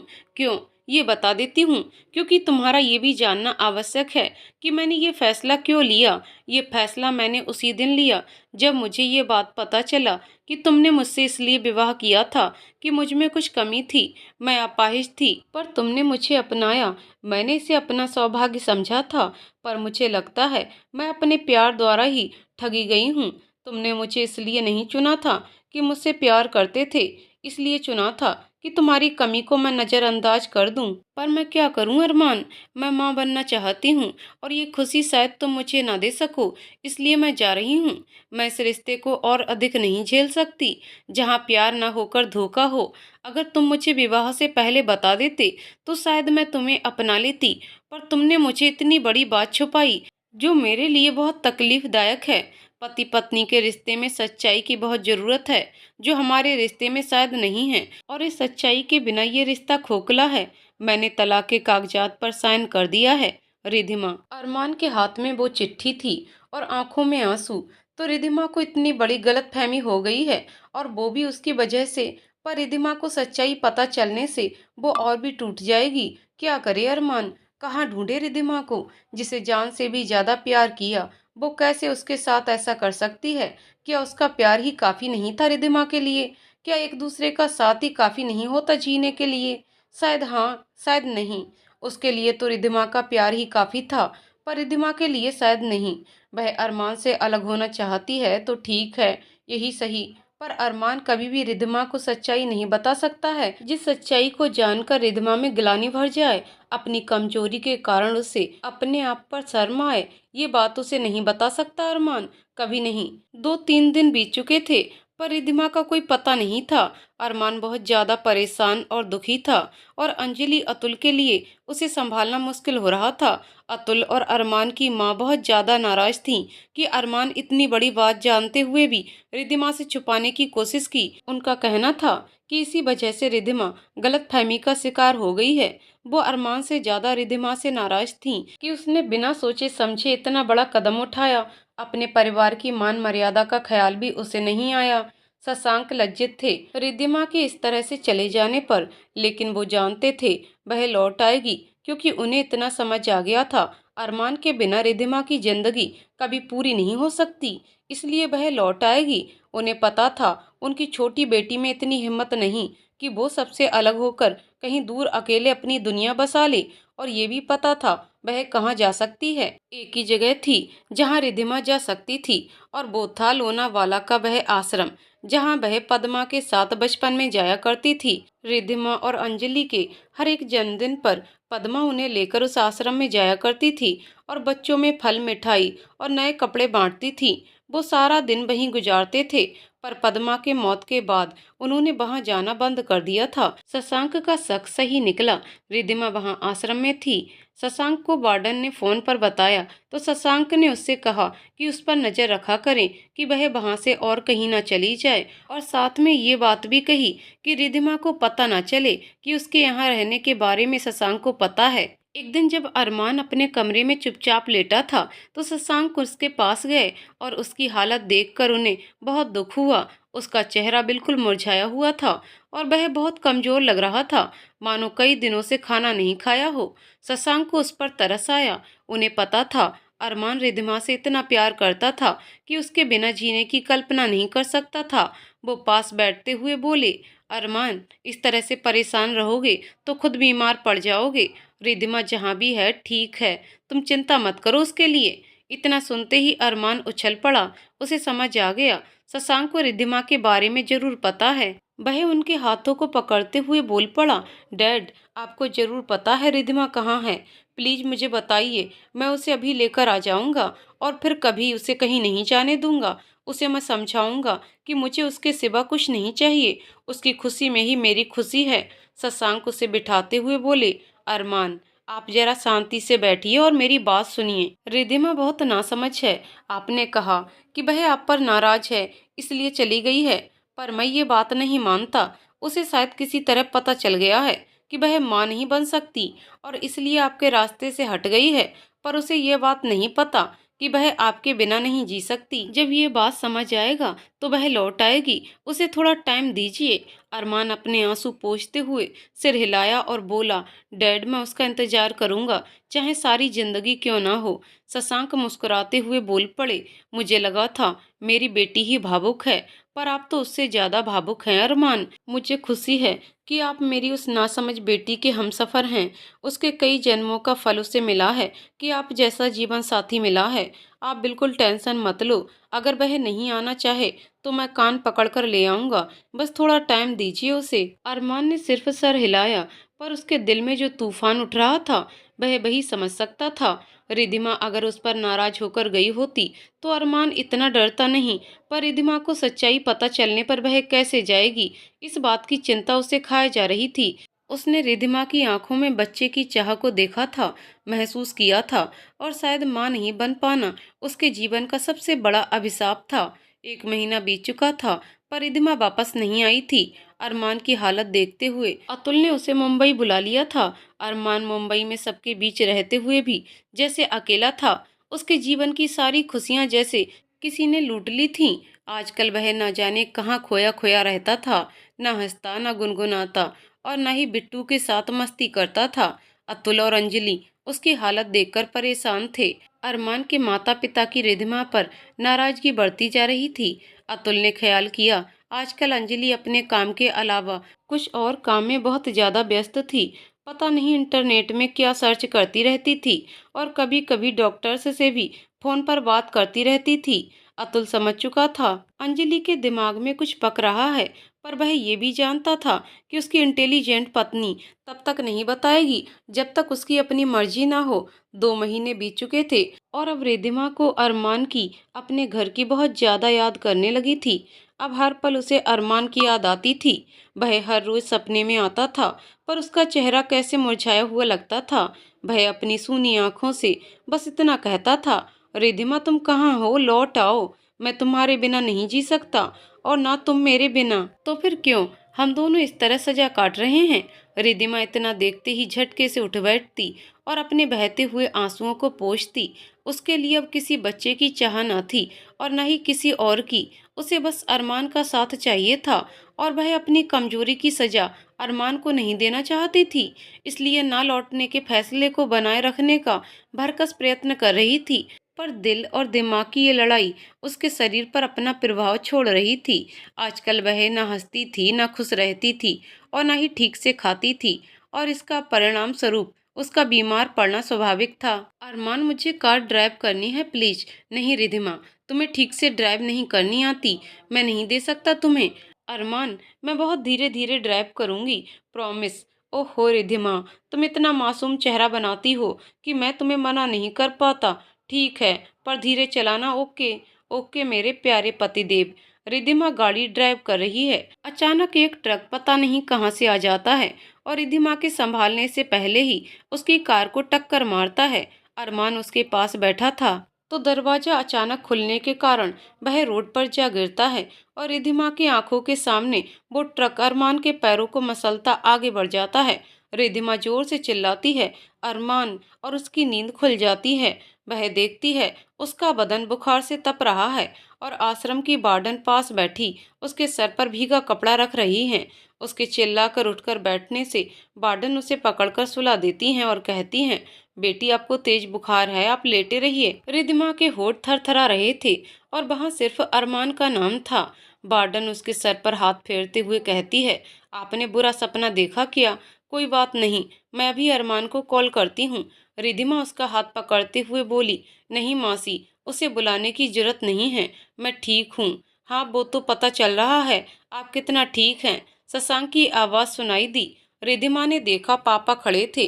वह उठने की कोशिश करती हुई बोली, पापा आप कब आए? शशांक उसके पास आकर बैठते हुए बोले, बस अभी अभी। मिस बोस आपकी हालत देखकर घबरा गई थी, सो मुझे फोन किया। वैसे मुझे पता था आप यहीं हैं, पर आपको डिस्टर्ब नहीं करना चाहता था। रिधिमा कुछ देर चुप रही, फिर बोली, पापा अरमान और सबको पता है क्या? शशांक सिर हिलाते बोले, नहीं, सिर्फ मुझे पता है और मैंने किसी को नहीं बताया। रिधिमा ने धीरे से पूछा, पापा अरमान कैसा है? शशांक फीकी मुस्कुराहट के साथ बोले, आपके बिना कैसा रह सकता है, ये आपको पता ही होगा बेटा। मैं आपको आपकी मर्जी के बिना लौटने को नहीं कहूँगा, पर इतना कहूँगा, आप गलत फैसला ले रही हैं। मिस बोस बोली, अभी ये सब बातें रहने दीजिए शशांक जी, रिधिमा बीमार है, आप कुछ दिन यहाँ रुक जाइए तो बेहतर होगा। शशांक सिर हिलाते हुए एक फीकी मुस्कुराहट के साथ बोले, अगर रिधिमा चाहे तो। रिधिमा अपने पापा का हाथ पकड़ते हुए कहती है, पापा आप रुक जाओ प्लीज। शशांक मुस्कुराते हुए हाँ में सिर हिलाते हैं। एक दिन जब अतुल और अरमान ऑफिस से घर लौटे तो पाया कि उनके माता पिता और शशांक ड्राइंग रूम में उनका इंतजार कर रहे हैं। उन्हें देखते ही अंजलि बोली, आप लोग फ्रेश होकर आ जाओ, कुछ बातें करनी है आप सबसे। इतना सुनते ही अरमान का चेहरा पीला पड़ गया। उसे लगा जरूर रिधिमा के बारे में है। उसने सहमे हुए आवाज में पूछा, कहीं रिधिमा के बारे में तो नहीं? अंजलि सिर हिलाते हुए बोली, हाँ उसके बारे में, पर अच्छी खबर है। अरमान का दिल खुशी से उछल पड़ा। उसने बेसब्री से पूछा, कहाँ है वो, वापस आ गई क्या? अंजलि सिर हिलाते हुए जवाब दिया, नहीं, पर जल्दी आ जाएगी। उसी के बारे में मुझे कुछ डिस्कस करना है।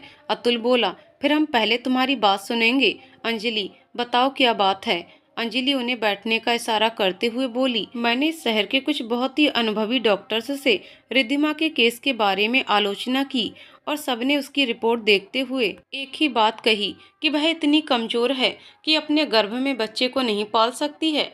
इतना सुनते ही अरमान वहां से उठ गया, क्योंकि उसे ये टॉपिक पसंद नहीं आया था।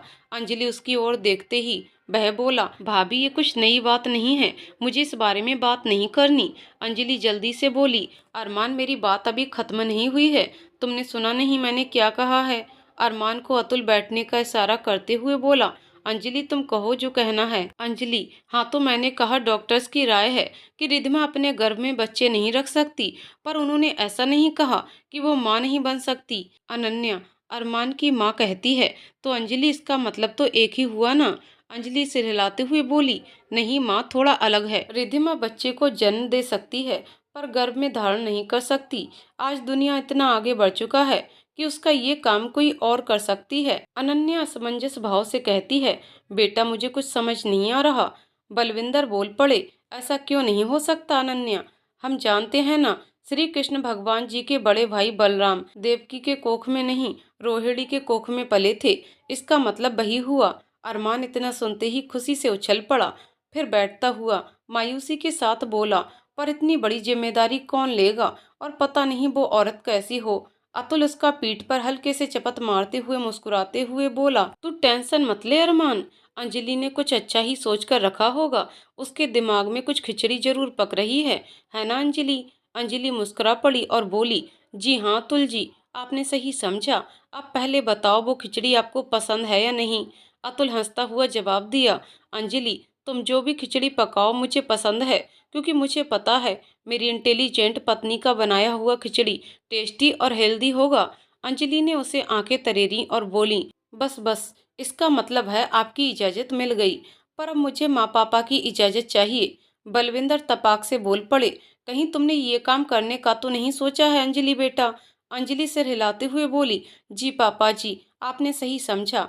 बलविंदर बोल पड़े, अपनी बहन के लिए आप इतना अच्छा काम करने वाली हो तो हमें क्या ऐतराज हो सकता है बेटा, है ना अनन्या? अनन्या कुछ देर चुप रही, फिर बोली, अगर इसमें मेरे अरमान की जिंदगी संवरती है तो मुझे क्या ऐतराज हो सकता है भला, पर इसमें कोई रिस्क तो नहीं है ना? अंजलि सिर हिलाते हुए बोली, नहीं माँ, आप निश्चिंत रहिए, सब ठीक होगा। शशांक अंजलि के सर पर हाथ फेरते हुए बोले, बेटा मेरा आशीर्वाद आपके साथ है। अरमान अपनी जगह से उठकर अंजलि के हाथों को पकड़ लेता है और कहता है, अंजलि भाभी, आपका इतना बड़ा एहसान। पर उसके बात खत्म होने से पहले ही अंजलि उसके सर पर चपत लगाते हुए बोली, पिटाई हो जाएगी तेरी अरमान, तू भूल गया है वो पागल बेवकूफ लड़की मेरी इकलौती बहन है और तू मेरा इकलौता देवर। अरमान की आंखों में खुशी के आंसू थे। वह शशांक की ओर देखकर पूछता है, पापा रिद्धिमा कहाँ है? मैं उसे ले आऊंगा आज ही। शशांक से पहले अंजलि ने जवाब दिया, नहीं देवर जी, इतना उतावलापन ठीक नहीं, पहले मुझे डॉक्टर से सब बातें डिस्कस करने दें, फिर हम सब मिलकर जाएंगे रिद्धिमा को लाने। तू टेंशन मत ले, रिद्धिमा जहाँ है ठीक है, वो वहां से कहीं नहीं जाएगी। रिद्धिमा आश्रम के बगीचे में बैठी बच्चों को निहार रही थी।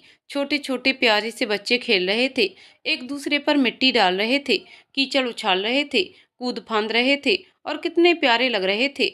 रिद्धिमा ने एक आह भरी और अपने आंसू पोंछे। तभी उसे मिस बोस की आवाज सुनाई दी, क्यों खुद को तकलीफ दे रही हो रिद्धिमा, एक बच्चे को गोद क्यों नहीं ले लेती? रिद्धिमा उसकी तरफ देखते हुए बोली, मैं ले सकती हूँ मासी, पर अरमान के बारे में सोचती हूँ मैं, जब वह पापा बनने के काबिल हैं तो क्यों मेरे साथ होने की सजा मिले उसे? वह दूसरी शादी कर लेगा तो खुश रहेगा, मैं तो उसकी याद के सहारे जी लूंगी। मासी उसके सर पर हाथ फेरते हुए बोली, अगर उसे दूसरा विवाह करना होता तो तुझसे विवाह क्यों करता, जबकि शशांक जी सारा सच उसे पहले ही बता चुके थे। तू उसके बारे में गलत सोचती है रिद्धिमा, वह तुझे छोड़कर किसी और को नहीं चाहता और न चाहेगा। रिद्धिमा, मौसी आज वह मुझे चाहता है, पर कहीं 10-15 साल बाद उसे पछताना न पड़े, मैं उसका कल बर्बाद नहीं कर सकती। मिस बॉस मुस्कुराती हुई बोली, कल की चिंता में आप उसका आज बर्बाद कर रही हैं रिद्धिमा, मुझे शशांक जी से पता चला है अरमान कितना दुखी रहता है। रिद्धिमा कुछ कहने जा रही थी, तभी उसे सुनाई दी, मौसी। उसने देखा कुछ दूरी पर बिट्टू खड़ी थी, वह सब कुछ भूलकर दौड़ती हुई गई और बिट्टू को गोद में उठाते हुए बोली, आपकी बहुत याद आई बिट्टू, आप कैसे हो? बिट्टू नाराजगी भाव से बोली, हमारी याद आई तो आप घर क्यों नहीं आए, आप यहाँ क्यों आ गए? पीछे से अंजलि की आवाज आई, बिट्टू के सवाल का जवाब दे रिधिमा। अगर बिट्टू की याद आई तो तू घर छोड़कर क्यों आई? रिधिमा अंजलि की ओर देखते हुए बोली, आपको तो सब पता है दी। अंजलि रोज के साथ बोली, क्या पता है? तू अरमान को क्यों छोड़कर आई ये हमें सच में नहीं पता। तू चाहती है उससे अलग रहकर जिए क्योंकि वो पापा नहीं बन सकता, या तू अलग होकर जिएगी क्योंकि तू माँ नहीं बन सकती? तुझे क्या पता है? हमें सच में नहीं पता। रिधिमा ने चारों तरफ अपनी नजरें फेरी पर अरमान वहां नहीं था। वह धीरे से बोली, दी मुझे पता है मैं माँ नहीं बन सकती, इसलिए मैं चाहती हूँ अरमान दूसरी शादी कर ले और खुश रहे। अंजलि सिर हिलाते हुए बोली, हाँ वह बहुत खुश है, तुझसे छुटकारा जो मिल गया उसे। रिधिमा ने अंजलि की ओर देखा।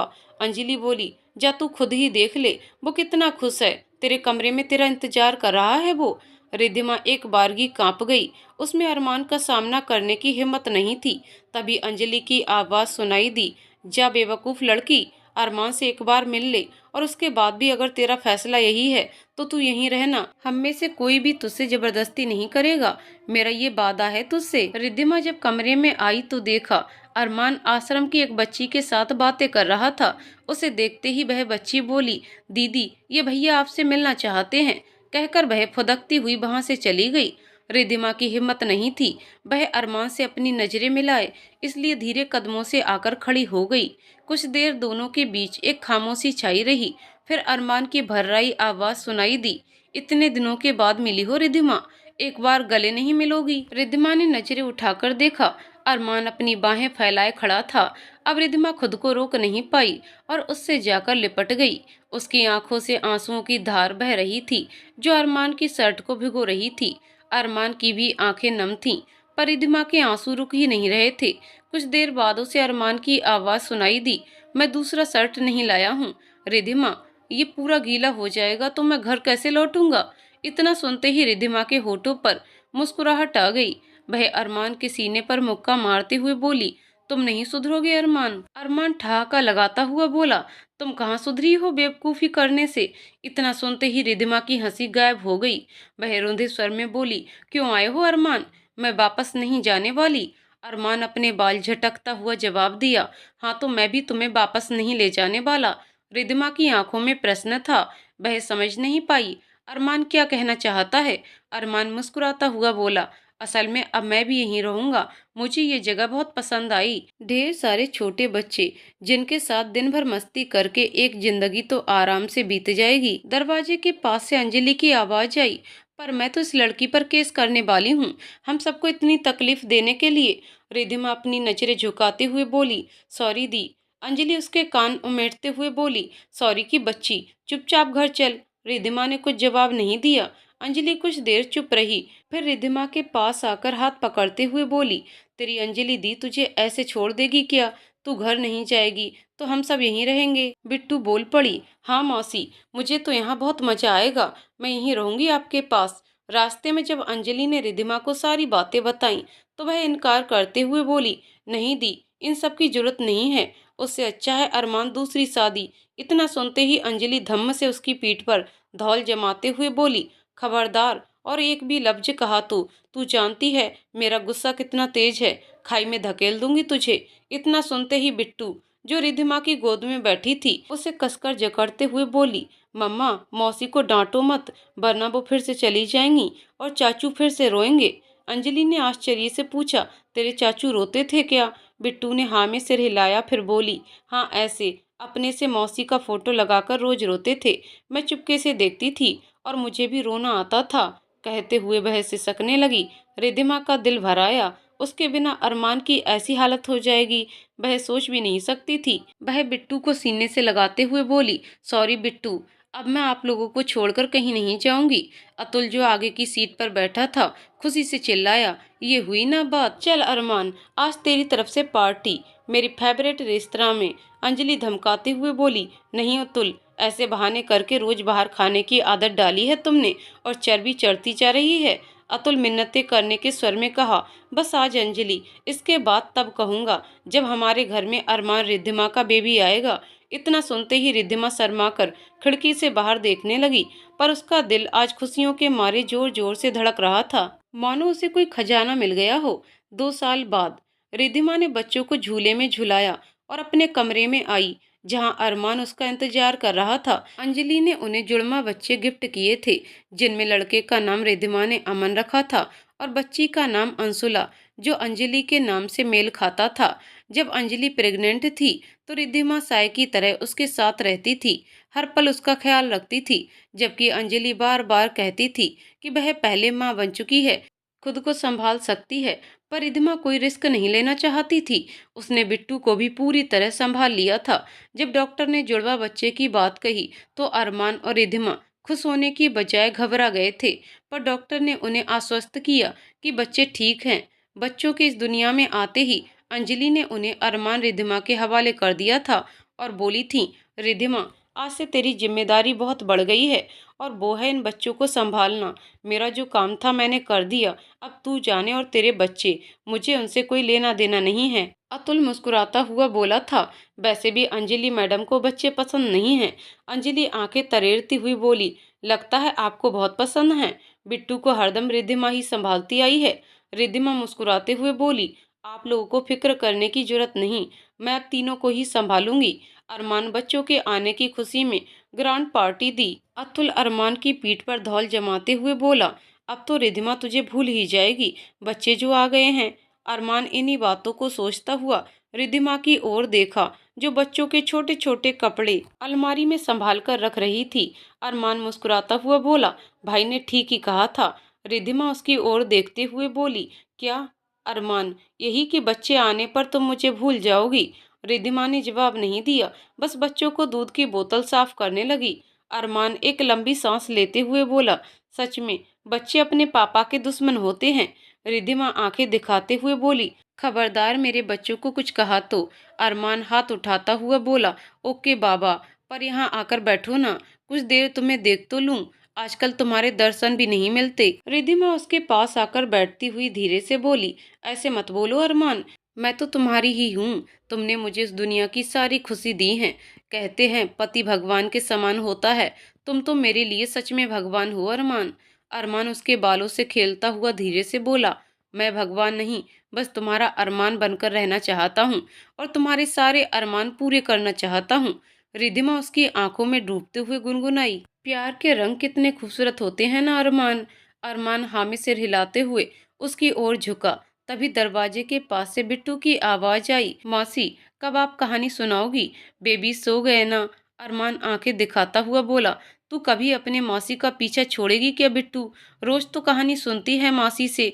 बिट्टू धम्म से बिस्तर पर कूदते हुए चिल्लाई, आप मौसी का पीछा क्यों नहीं छोड़ते? रोज आ जाते हैं हमें तंग करने। अरमान अपना तकिया लेता हुआ हाथ जोड़कर बोला, सो जा मेरी माँ, मेरी जान मत खा, मैं सोफे पर सो जाता हूँ रोज की तरह। आधी रात को अरमान की नींद अमन के रोने से खुल गई। उसने देखा रिद्धिमा सो रही थी। वह धीरे से उठा, अरमान का डायपर चेंज किया और उसे लेकर बाहर बालकनी में आ गया। वह उसे गोद में झुलाता हुआ धीरे धीरे लोरी सुनाने लगा। कुछ देर में ही अमन सो गया। अरमान उसे झूले में सुलाकर बाहर बालकनी में ठंडी हवा के मजे लेने लगा। तभी उसने दो कोमल बाहें अपने इर्द गिर्द महसूस की और वही जानी पहचानी खुशबू, जिसे वह हजारों में भी पहचान सकता था। वह मुस्कुराता हुआ उन बाहों को और अपने साथ कसता हुआ बोला, बिट्टू सो गई? रिद्धिमा अरमान को कसती हुई उसके पीठ को होठों से स्पर्श करती हुई बोली, हाँ, और मैंने उसे अपने कमरे में भेज दिया, इसी शर्त पर कहानी सुनाई कि आज से वह अपने कमरे में सोएगी। कहते हुए उसने अरमान के बालों को चूम लिया। अरमान मुस्कुराता हुआ फुसफुसाया, मारने का इरादा है क्या? रिद्धिमा उसकी बाहों में खुद को भींचते हुए बोली, नहीं, मरने का इरादा है। अरमान मुस्कुराता हुआ उसे अपने बाहु पास में ले लिया और कुछ ही पल में दो प्रेमी अपनी बसाई हुई प्यार की खूबसूरत दुनिया में खो गए। तो दोस्तों, कहानी यहीं पर समाप्त होती है। दोस्तों, आपको कहानी कैसी लगी कमेंट करके जरूर बताइएगा। कहानी पसंद आई हो तो वीडियो को लाइक शेयर करें और चैनल को सब्सक्राइब करें। कहानी को पूरा सुनने के लिए बहुत बहुत धन्यवाद दोस्तों।